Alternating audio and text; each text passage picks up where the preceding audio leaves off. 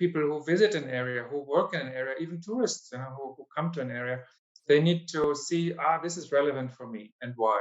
So we really need to tailor materials, approaches, methods. If it's always the same generalized awareness, people will stop listening. It has to be tailored to your surroundings, where you live, what you have to face in your daily life. We need to understand what the threat is, what people's normal behavior is. Is there an awareness, yes or no?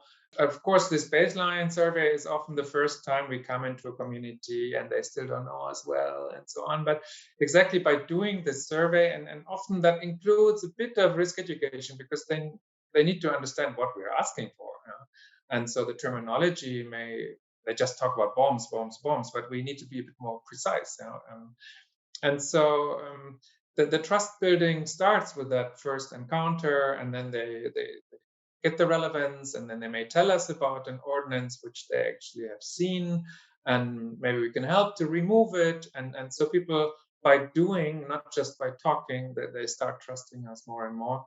It may be quite a sensitive topic, so depending on the context where you are, and if there is still conflict ongoing, and there are groups, maybe even within the society where we are in that community, we need to be really conflict sensitive and understand what's going on. Every context is super different, interesting, and wants to be understood properly.